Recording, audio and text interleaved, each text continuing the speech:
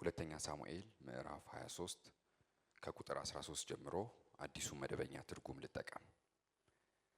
በመከር ወራት የፍልስጤም ሰራዊት በራፋይም ሸለቆ ሰፍሮ ሳለ ከ30ዎቹ አለቆች 3ቱ ዳዊት ወዳለበት ወደ አዶላም ዋሻ መጡ። በዚያም ጊዜ ዳዊት በምሽግ ውስጥ ነበረ። የፍልስጤማውያንም ሰራዊት በቤተልሔም ነበር። ዳዊትም በናፍቆት በቤተልሔም በር አጠገብ ካለችው ጉድጓድ ውሃ ማን ባመጣልኝ አለ። ስለዚህ 3ቱ ኃያላን ፍልስጤማውያን ሰራዊት መካከል ሰንጥቀው በማለፍ በቤተልሔም በር አጠገብ ካለችው ጉድጓድ ውሃ ቀድተው ለዳዊት አመጡለት። እርሱ ግን አልጠጣውም፣ ይልቁን በእግዚአብሔር ፊት መስዋዕት አድርጎ አፈሰሰው። ስምህ ብሩክ ይሁን። እናመሰግንሃለን፣ እንባርክሃለን። እግዚአብሔር ሆይ ቃልህን እንድናውቅ እንድንሰማ ደግሞ ሰማይ ዛሬ የፈለገው በእኛ እንዲሆን የወደደው በኢየሱስ ክርስቶስ ስም ለዛ ተገዢ እንድንሆን በመንፈስ ቅዱስ ኃይል በስልጣን በመካከላችን ተንቀሳቀስ። እግዚአብሔር ሆይ የሚበጀን ይሁንልን፣ የሚጠቅመን ይሁንልን። ጆሮዎቻችንን አነቃቃለን በጌታ በኢየሱስ ክርስቶስ ስም አሜን። ዳዊት በእስራኤል ላይ ይነግስ፣ ደግሞ በእስራኤል ላይ እንዲነግስ ለዛም መቀባቱን ፍልስጤማውያን በሰሙ ጊዜ ሁለተኛ ሳሙኤል ምዕራፍ 5 ጀምሮ የሚመጣ ታሪክ ነው። በእስራኤል ላይ ንጉስ ሆኖ መቀባቱን ፍልስጤማውያን በሰሙ ጊዜ ዳዊትን ፍለጋ በሙሉ ኃይላቸው ወጡ። ዳዊትን ለመግደል፣ ዳዊትን አንዳች ለማድረግ፣ ዳዊት የተነገረበትና የተባለበት ጋር እንዳይደርስ ዳዊትን ለማቋረጥ በሙሉ ኃይላቸው ወጡ። ዳዊትም ይህንን ካወቀ በኋላ ወደ ምሽግ ገባ ይላል። ምንም እንኳን ዳዊት ወደ ምሽግ ቢገባም እነዚህ ፍልስጤማውያን ግን በቤተልሔም ዳዊት ባረፈበት ሰፈር አካባቢ ጭምር ከበውት ይጠባበቁት ይፈልጉት ነበር። ዳዊት እንዲህ ያለ ሁኔታ ውስጥ ሆኖ የተጻፈ ሐሳብ በምሽግ ነው ያለው። ቀድሞ ያደርግ እንደነበረ አንዳች የፈለገውን ነገር ወጥቶ ማድረግ የማይችልበት ሁኔታ፣ ምኞት መሻቱን ማሳካት የማይችልበት የተከበበበት፣ መከበቡ ደግሞ ከንግስናው ማግስት ወይም ከመቀባቱ ማግስት ይህንን በሰሙ ወቅት ስለሆነ ሁለተኛ ሳሙኤል ምዕራፍ 5 እነዚህ ፍልስጤማውያን የዳዊትን መቀባት በእስራኤል ንጉስ ሆኖ መሾሙን ሰምተው በሙሉ ኃይላቸው ዳዊትን ፍለጋ የመጡበት በቅባቱና በንግስናው ማግስት ምሽግ አልሰነበተም እኮ። በማግስት ምሽግ ንጉስ ተብሎ ፈሶበት ዘይት ግን ምሽግ በምሽግ ሆኖ ነው ኃያላን ራሱ ዳዊት መመሸጉን ሰምተው እየተሰባሰቡ የመጡለት። አይከብድም? ንጉስ ተብሎ በነጋታው በማግስቱ እንዲመሆን። ዳዊት እንዲህ ባለበት ሁኔታ ውስጥ ምሽግ ውስጥ ብቅ ማለት የማይችልበት የእግዚአብሔርን ድምጽ ብቻ መስማት ከዛ የተነሳ ብቻ ለመውጣት የተዘጋጀበት ሁኔታ ግን ናፍቆቱን ፍላጎቱን መሻቱን ማድረግ የማይችልበት እዚህ ሁኔታ ውስጥ ዳዊት ተመኘ። 54ቱ ላይ አዲሱ መደበኛ ትርጉም ናፍቆት ገባው።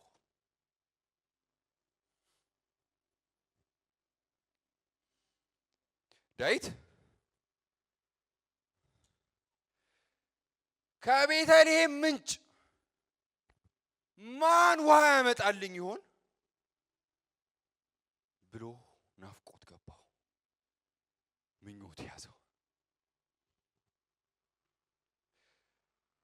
ቀድሞ እንደፈለገ እየሄደ ይጠጣበት የነበረ ያ ምንጭ ሩቅ ሆነበት።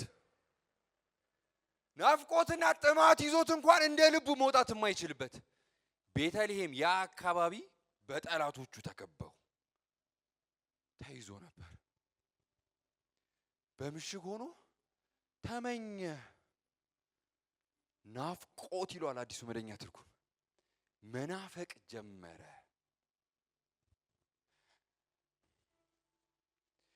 ዳዊት እንደናፈቀው እንደተመኘ እነዚህ ሶስት ኃያላን ሲያውቁ ሰንጥቀው ለዳዊት ከቤተልሔም ምንጭ ውሃ ይዘውለት መጡ። ልባቸው ደስ ይለኛል። 23ኛው ምዕራፍ ላይ እኮ እነዚህ ሰዎች በመግደላቸው እነ በናያስ ገደሉ እንዲያደርጉ ተብሎ ጀግንነታቸው ሲወራ እነዚህ በመግደላቸው አይደለም ጀግንነታቸው የተወሳው የንጉሥን ልብ በመፈጸም እንጂ። 30 ኃያላኖች ባሉበት እነዚህ ሶስቱ ግን የዳዊት ልብ ገባቸው። የንጉሥን ልብ አነበቡ። የንጉሥ ልብ ይቀድማል ብለው ለሕይወቶቻቸው ሳይስቱ ሰንጥቀው ሄዱ። እነርሱ ለመጠጣት እነርሱ ለመርካት ፈልገው ሳይሆን ንጉሥን ለማርካት።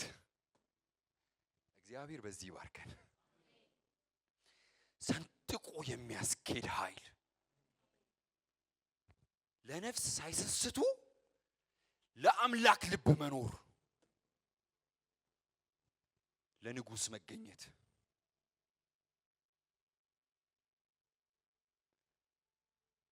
ለእግዚአብሔር ማፍሰስ በሚል ርዕስ ዳዊት እንዲህ ባለ ሁኔታ ምሽግ ውስጥ አንዳች ማድረግ የማይችልበት የጓጓውን የናፈቀውን ሄዶ ማግኘት በማይችልበት ሁኔታ ተመኘ፣ ናፈቀ። እነዚህም ኃያላን ለሕይወቶቻቸው ለነፍሳቸው ሳይሰስቱ ቀርተው ለዳዊት ይዘው መጡ። ሰጡት አይደል? ዳዊትም ተቀበለና በነፍሳቸው ሕይወቶቻቸውን ሰጥተው በዚህ ልክ ለንጉሥ ያመጡት ነውና አልጠጣውም፣ ይልቁንስ ለእግዚአብሔር መስዋዕት አድርጎ አፈሰሰው። ይሄ ኖርማል ቃል አይደለም።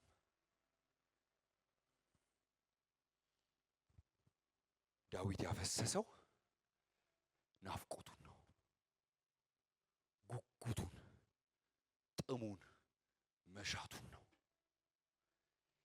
ይሄን ናፍቆት ይሄን ምኞቱን ቢሆንልኝ ብሎ የጓጓለትን የተጠማበትን ያን እውነት ለእግዚአብሔር አፈሰሰው። ለካ መሻት የሚፈስለት አለ፣ ጉጉት የሚፈስለት አለ፣ ምኞቶቻችን የሚፈስለት አለ። እግዚአብሔር ይባላል። በነፍሶቻቸው ቆርጠው ምንም እንኳን ለዳዊት ቢያመጡለትም ጥጉ የንጉሥ ልብ፣ የንጉሥ ናፍቆት፣ የንጉሥ መሻት ቢገባቸው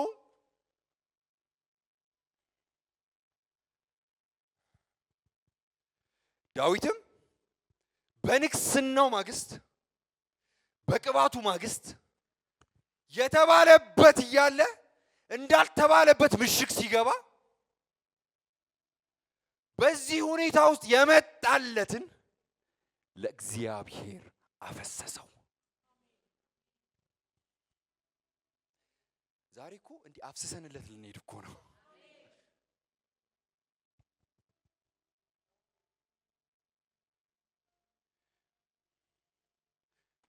ሐሳብ ዳዊት ያፈሰሰው ከምሽግ ሳይወጣ ነው። ምሽግ ውስጥ እያለ ነው ያፈሰሰው። እንችል ይሆን ማለት ጠይቆ ውጣ ሳይባል በእጆች አሳልፌ እሰጣለሁ ሳይባል ገና በዛው ምሽግ እያለ ለእግዚአብሔር አፈሰሰው። እንችልም በእንደዚህ አይነት የህይወት ምዕራፍ ውስጥ ሆነን ለአምላክ ምኞቶቻችንን ማፍሰስ ግን በምሽግ ሆኖ የናፍቆቱ የምኞቱ የጠየቀው ማን ባመጣልኝ ያለው እውነት ሲቀርበው ለእግዚአብሔር አፈሰሰው። የጥያቄ ማዕበል እያናወጠን በየትኛውም የህይወት ምዕራፍ ውስጥ ሆነን የጥያቄዎቻችን መልስ ሲቀርቡን ለአምላክ ማፍሰስ እንችል ይሆን? ምኞት ናፍቆቶቻችንን ለእግዚአብሔር ማስቀደም እንችል ይሆን?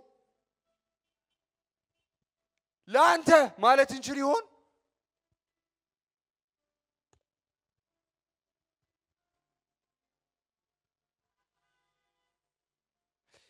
ይህ አምላክ ግን በየትኛውም የህይወት ምዕራፍ ውስጥ ብንሆን ይፈስለታል።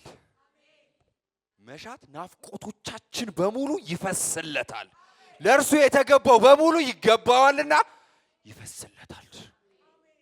ምን ቆጥቦ አይኖረንም። ምናልባት በተባለብን በተገባልን ኪዳን በተነገረብን ቃል ማግስቶቻችን ሌላ ሊሆኑ ይችላሉ። ሰማይ ያለብን እያለ ማግስቶቻችን ላይ የተባለብን እስካይመስል ድረስ ሌላ ነገር ልናስተናግድ እንችል ይሆናል። ምንም እያስተናገድን ግን ለእግዚአብሔር ይፈስለታል። ምንም ይሆንን እግዚአብሔር ይቀድማል።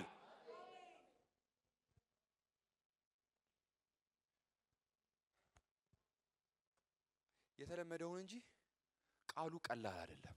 ናፍቆትን የጓጓችሁለትን ለእግዚአብሔር መስጠት፣ ለዘመናት የጓጓችለትን ያን ሳሙኤልን ለቤቴ ይዋልልኝ ማለት፣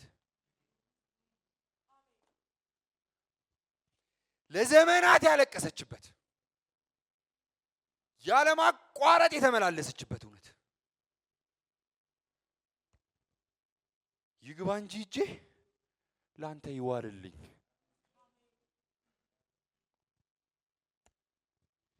ከናፍቆቶቻችን በላይ እርሱ ስለሚበልጥ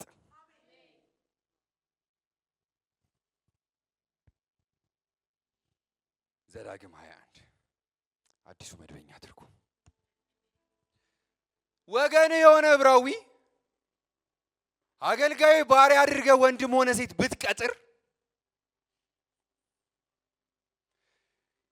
6 ዓመቱን ሲጨርስ ይላል በ7ኛው ዓመት ነፃ ይሁን።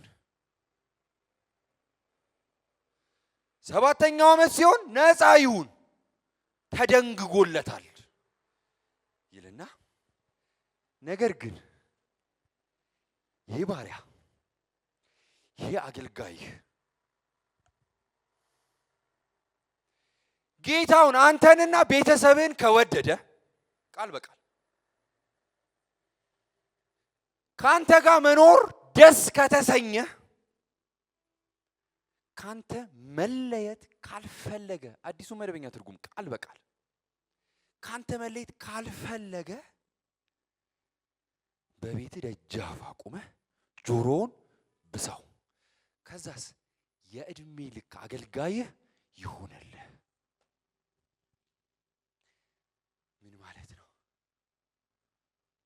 ይሄ ባሪያ ይሄ አገልጋይ የሚከፈለው ከጌታው የሚያገኘው ደሞዙ ጥሩ ስለሆነለት ሳይሆን ወዳጅ ዘመድ ስለሌለው መሄጃ ስላጣ ሳይሆን አንተን ከወደደህ ካንተ ጋር በደስታ ከመኖሩ የተነሳ ካንተ መለየት ካልፈለገ የእድሜ ልክ ይሆንለት።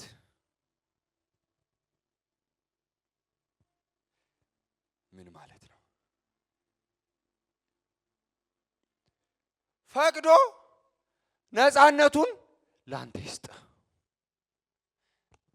ነፃነትም ለጌታ ይፈሳል ለካ። መብት ለጌታ ይሰጣል ለካ።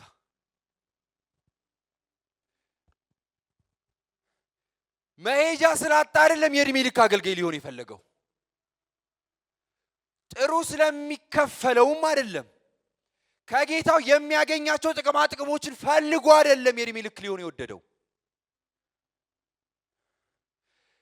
ጌታው በልጦበት እንጂ ከጌታው መለየት ስላልፈለገ እንጂ። ከጌታው ጋር ሲሆን ደስተኛ ይሆናል። ቅድም ቃልዬ ሲል ነበር ምን እንደሆነ አያውቅም። ከጌታው ጋር በመሆኑ ብቻ ደስተኛ ይሆናል። ደስታው የሚከፈለው አይደለም፣ ከጌታው ዘንድ የሚያገኘው አይደለም። ጌታው በመኖሩ ደስተኛ ይሆናል። ከዚህ የተነሳ ፈቅዶ የእድሜ ልክ ባሪያ ይሁን። ነፃነቱን ይስጥህ፣ ነፃነቱን ያፍስስልህ፣ የተደነገገለትን ያፍስስልህ። እንደዚህ ማለት ነው። ዛሬም ስለሚሰፈርልን ቀለብ አይደለም፣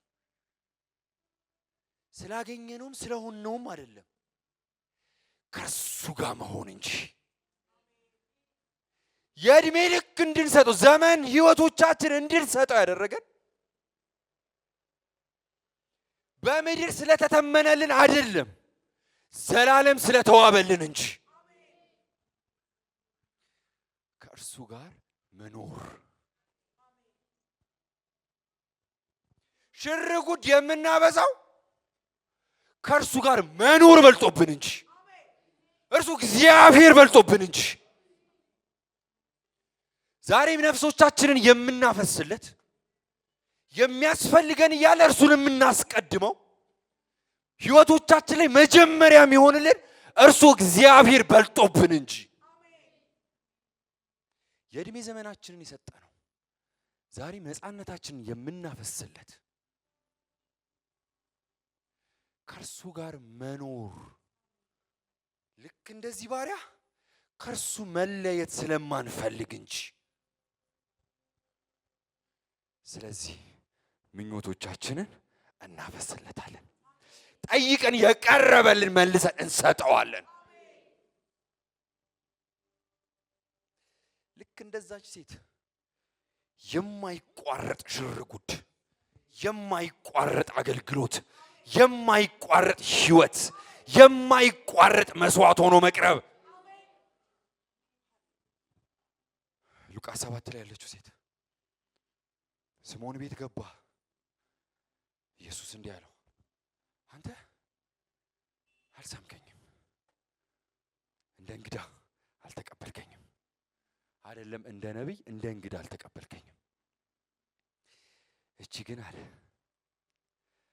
ሳታቋርጥ የሚል ቃል አለ፣ ቃል በቃል እግሮቼን ትስም ነበር።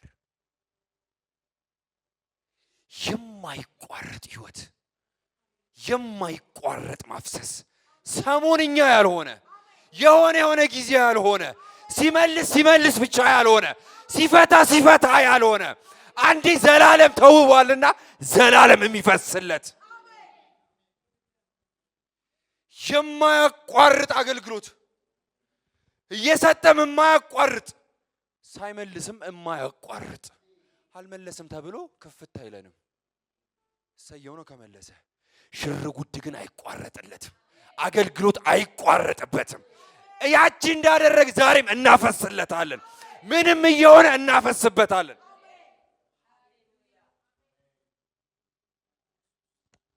እምባለውን ልባል ብላን የገባችሁ ቤቷ አይደለም የመጣው ኢየሱስ፣ እሷ ጋር አይደለም የመጣው።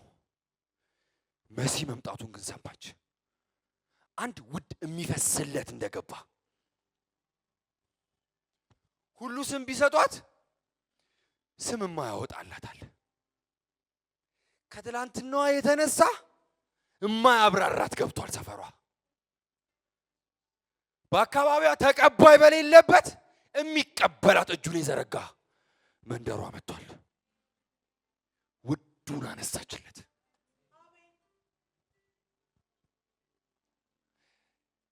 የትም ይፈስለታል። ይሄ ምን ማለት ነው? ቤቷ ገብቶ እንቆቅልሾቿን እስኪፈታ አልጠበቀችም። ሄደች ውዱን ይዛ ስምዖን ጋር ሄደች። የምትባለው ልብ አልበላ። ስምዖን ምንድን ነው ያለው?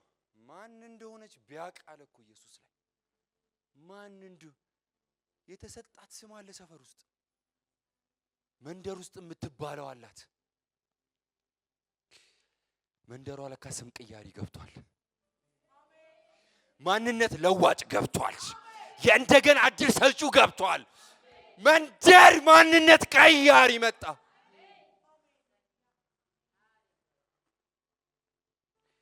ዝም ብላ የማያቋርጥ መሳም፣ የማያቋርጥ ማፍሰስ፣ ማዕዱ ላይ ሳትጋበዝ የማያቋርጥ መስዋዕት። ጥያቄ አልጠየቀች። እንዲህ አድርገኛል አለች። ተነሺ ሂጂ እስኪላት የጠበቀች። የማያቋርጥ ዓለም ውስጥ እንገባለን ዛሬ። የማያቋርጥ አገልግሎት፣ የማያቋርጥ ክርስትና፣ የማያቋርጥ ሽርጉድ፣ የማያቋርጥ እግሮቹ ስር መንበርከክ።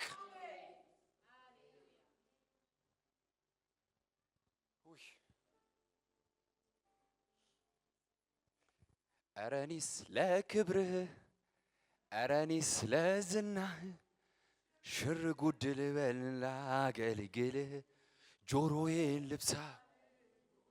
ወደን ፈቅደን ደስ እያለን በልጠህብን ንጉሳችን ሆነ ስላዳንከን፣ ዘላለም ስለተዋበልን፣ ሰማይ በፈገግታ ስለተቀበለን፣ እግዚአብሔር አብ በልጁ ስለጠየቀን፣ በር ስለተከፈተልን።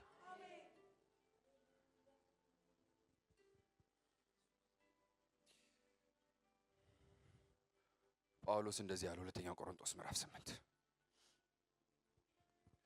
እኛ አለ ስለ መቄዶንያ ሰዎች እኛ ከጠበቅነው በላይ ከገመትነው በላይ እነዚህ የመቄዶንያ ሰዎች ነፍሳቸውን ለእግዚአብሔር የሰጡ ናቸው። ጳውሎስ ተገረመ እጅግ በጣም። ሁለተኛ ቆሮንቶስ ምዕራፍ 8 ቁጥር 5 አካባቢ ትርጉሙ በደንብ ያብራራዋል። እኛ ከጠበቅነው በላይ ከኛ ግምት ውጪ እንዲህ ይሆናሉ ብለን እኛ አልጠበቅንም። ከጠበቅነው በላይ ነፍሳቸውን ለእግዚአብሔር ሰጡ። ጳውሎስ የተሰጠበትን ልክ ታውቃላችሁ። ተገረመ። የኔ የሚሉት የሌላቸው የማይሳሱ ያላቸውን በልግስና የማቅረባቸው ምክንያት አስቀድመው ነፍሳቸውን ለአምላክ ስላፈሰሱ በልግስናቸው አይደል የሚታወቁት። ከልግስናቸው በፊት ግን ነፍሳቸውን ያፈሰሱለት አላቸው። ነፍሳቸውን ለእግዚአብሔር ስለሰጡ እጆቻቸውን መዘርጋት አልከበዳቸው።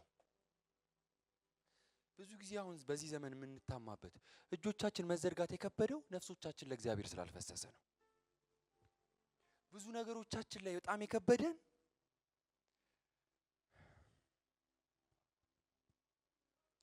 ዛሬ ግን በቃ ይፈስለታል። የማይቋረጥ የሆነ የማይቋረጥ አገልግሎት በቃ እንደዛ ነው የሚሰማኝ።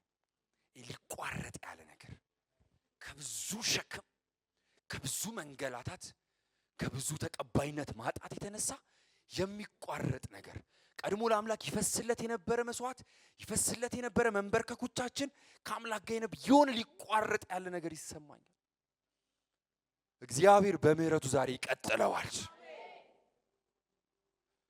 ነገር ሳይስተካከል የማይቋረጥ አገልግሎት መስጠት ይቻላል። ዳዊት ለእግዚአብሔር ያፈሰሰው ምሽግ ሆኖ ነው።